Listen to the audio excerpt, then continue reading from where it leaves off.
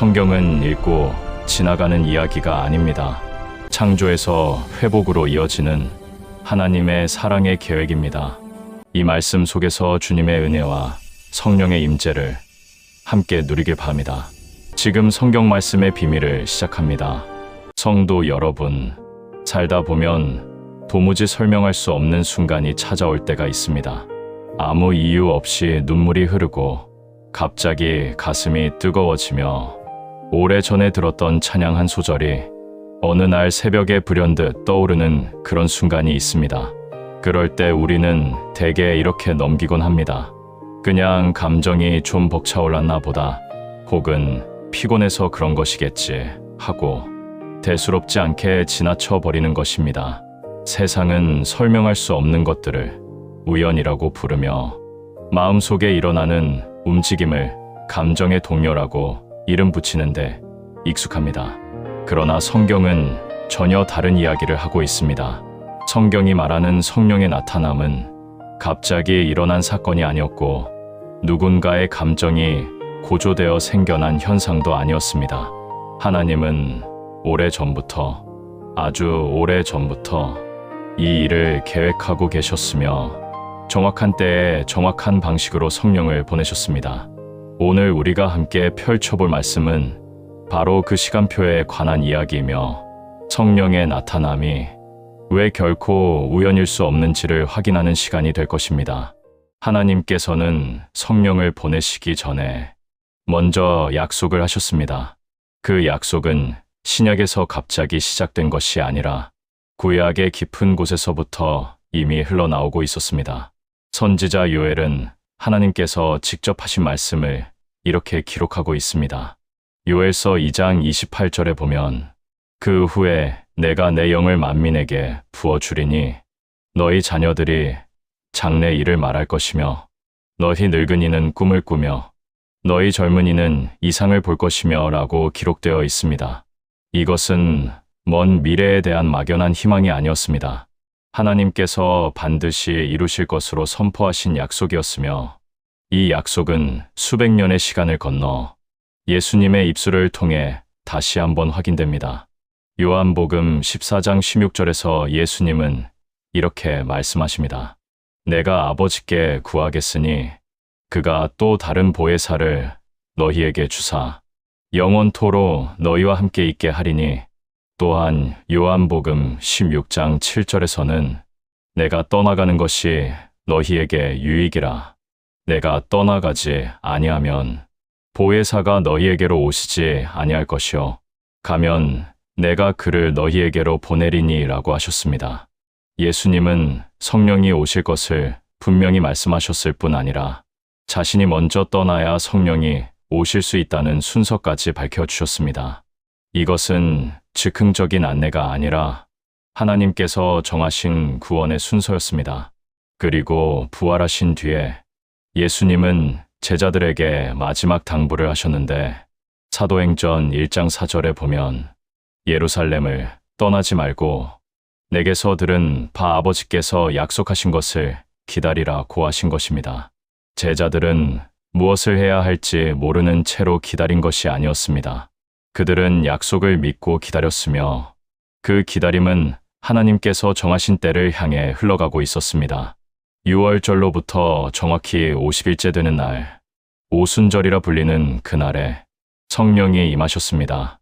이 날은 우연히 정해진 것이 아니라 하나님께서 이스라엘에게 주신 절기의 달력 위에 처음부터 표시되어 있던 날이었습니다. 그날 마가다락방에서 일어난 일은 사도행전 2장 2절부터 4절에 걸쳐 기록되어 있습니다. 호련히 하늘로부터 급하고 강한 바람 같은 소리가 있어 그들이 앉은 온 집에 가득하며 마치 불의 혀같이 갈라지는 것들이 그들에게 보여 각 사람 위에 하나씩 임하여 있더니 그들이 다 성령의 충만함을 받고 성령이 말하게 하심을 따라 다른 언어들로 말하기를 시작하니라. 이 장면을 가만히 들여다보면 세 가지 현상이 동시에 나타나고 있음을 알 수 있습니다. 급하고 강한 바람 같은 소리, 불의 혀처럼 갈라지는 것, 그리고 다른 언어들로 말하는 것. 이 세 가지입니다. 그런데 이 현상들은 처음 등장하는 것이 아닙니다. 성경의 맨 처음으로 돌아가 보면 창세기 1장 2절에 하나님의 영이 수면 위에 운행하시니라는 말씀이 나옵니다.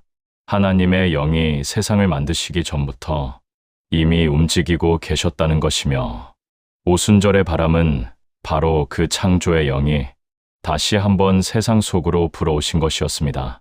불도 마찬가지입니다. 출애굽기 3장 2절에서 하나님은 떨기나무 가운데 불꽃으로 모세에게 나타나셨고 출애굽기 13장 21절에서는 이스라엘 백성을 밤에 불기둥으로 인도하셨습니다. 불은 언제나 하나님께서 친히 그곳에 계시다는 증거였으며 오순절의 불 역시 같은 의미를 품고 있었습니다. 그렇다면 다른 언어들로 말하게 된 것은 어떻게 이해해야 할까요? 창세기 11장에는 사람들이 바벨탑을 쌓다가 언어가 혼잡해져 온 땅으로 흩어졌다는 이야기가 나옵니다. 하나님을 떠나 스스로 높아지려 했던 인간에게 언어의 분열이 심판으로 찾아왔던 것인데 오순절 날 각 나라의 말로 하나님의 큰 일을 듣게 된 것은 바로 그 오래된 분열이 회복되기 시작했다는 선언이었습니다. 이 모든 현상들은 갑자기 벌어진 초자연적 사건이 아니라 창조 때부터 출애굽 때부터 바벨 때부터 이어져 온 하나님의 이야기가 한 지점에서 만나는 순간이었습니다. 이제 한 가지 질문을 놓고 생각해 보아야 합니다. 성령께서는 왜 더 일찍 오시지 않으셨으며 왜 하필 예수님이 하늘로 올라가신 다음에야 오셨을까 하는 것입니다. 이 질문에 대한 답은 요한복음 7장 39절에 기록되어 있습니다. 이는 예수를 믿는 자들이 받을 성령을 가리켜 말씀하신 것이라. 예수께서 아직 영광을 받지 못하셨으므로 성령이 아직 그들에게 오시지 아니하셨더라. 이 말씀은 매우 중요한 흐름을 알려줍니다. 예수님께서 십자가에서 죽으시고 무덤에서 살아나시며 하늘로 올라가셔서 영광을 받으신 후에야 비로소 성령이 오실 수 있었다는 것입니다. 이 순서는 바꿀 수 없는 것이었습니다. 십자가가 먼저 있어야 했고 부활이 그 뒤를 이어야 했으며 승천이 있은 후에야 성령의 강림이 가능했습니다. 그 어느 것도 건너뛸 수 없었고 그 어느 것도 순서를 바꿀 수 없었습니다. 왜냐하면 성령은 예수 그리스도께서 이루신 일을 증거하러 오시는 분이셨기 때문입니다. 요한복음 15장 26절에서 예수님은 이렇게 말씀하셨습니다. 내가 아버지께로부터 너희에게 보낼 보혜사 곧 아버지께로부터 나오시는 진리의 영이 오시면 그가 나를 증거하실 것이요 성령이 오신 것은 단순히 능력을 부어주시려는 것이 아니었습니다. 성령이 오신 것은 예수님께서 십자가 위에서 흘리신 피가 하나님 아버지께 온전히 받아들여졌다는 것을 확인해 주는 사건이었습니다. 그러므로 성령의 나타남은 구원이 완성되었다는 하나님의 도장이며 다 이루었다는 예수님의 마지막 말씀이 하늘의 응답을 받았다는 증거였습니다. 여기서 우리가 한 가지 멈추어 생각해야 할 것이 있습니다. 우리는 성령을 떠올릴 때 능력이나 체험을 먼저 생각하는 경향이 있습니다. 성령 충만하면 무엇인가 대단한 일이 일어나고 특별한 은사가 나타나며 놀라운 기적이 벌어질 것이라는 기대를 품고 있는 것입니다. 물론 성령께서 능력으로 역사하시는 것은 사실이지만 성경이 더 깊이 강조하고 있는 것은 성령이 단순한 힘이 아니라 살아 계신 인격이시라는 점입니다. 에베소서 4장 30절에는 이런 말씀이 있습니다. 하나님의 성령을 근심하게 하지 말라. 그 안에서 너희가 구원의 날까지 인침을 받았느니라. 근심이라는 감정은 인격을 가진 분만이 느끼실 수 있는 것입니다. 전기는 근심하지 않으며 바람은 슬퍼하지 않습니다. 성령이 근심하신다는 것은 그분이 우리와 관계를 맺고 계신 인격이시며 우리의 삶에 깊이 관여하고 계시다는 뜻입니다. 로마서 8장 26절에는 더 놀라운 말씀이 기록되어 있습니다.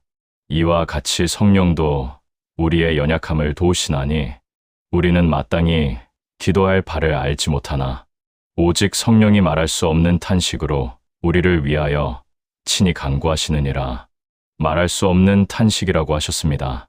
성령께서 우리를 위해 탄식하고 계시다는 것은 우리가 미처 말로 표현하지 못하는 깊은 곳의 필요까지 그분이 알고 계시며 그것을 하나님 앞에 가져가 주고 계시다는 뜻입니다. 우리가 성령에 대해 흔히 원하는 것은 능력과 은사와 놀라운 체험이지만 성령께서 우리에게 원하시는 것은 교제이고 순종이며 함께 걷는 삶입니다. 성령의 나타남이 우연이 아닌 까닭은 그분이 의도를 가지신 인격이시기 때문입니다. 우연은 목적이 없지만 인격은 언제나 뜻을 품고 찾아오시는 것입니다. 혹시 이런 생각을 해보신 적이 있으신지 모르겠습니다. 성령의 나타남은 오순절 그날에만 해당되는 이야기가 아닌가? 나 같은 평범한 사람에게도 성령이 정말 나타나신 것일까 하는 생각을 해보신 적이 있으실 것입니다. 그러나 성경은 분명하게 말하고 있습니다. 로마서 8장 9절에 보면 만일 너희 속에 하나님의 영이 거하시면 너희가 육신에 있지 아니하고 영에 있나니 누구든지 그리스도의 영이 없으면 그리스도의 사람이 아니니라 고 기록되어 있습니다.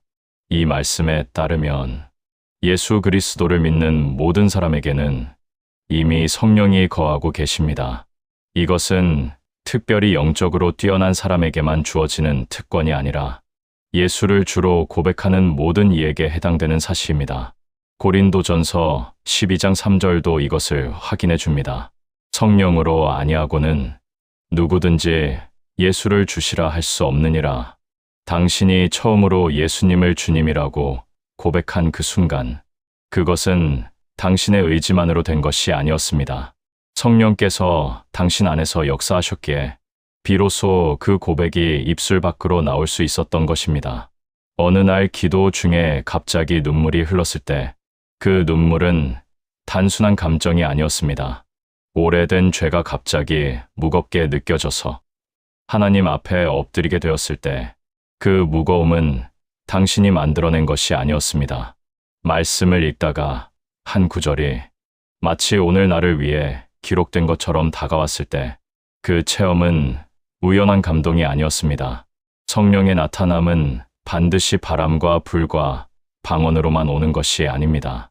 조용한 확신으로, 반복되는 회개의 마음으로, 말씀에 대한 목마름으로 그분은 지금도 당신의 삶 속에 나타나고 계십니다. 그렇다면 성령께서 이 모든 방식으로 나타나시는 궁극적인 이유는 무엇일까요? 성경은 이 질문에 대해서도 매우 분명한 답을 주고 있습니다. 요한복음 16장 13절부터 14절에서 예수님은 이렇게 말씀하셨습니다. 그러하나 진리의 영이 오시면 그가 너희를 모든 진리 가운데로 인도하시리니 그가 자의로 말하지 않고 듣는 것을 말하며 장래 일을 너희에게 알리리라.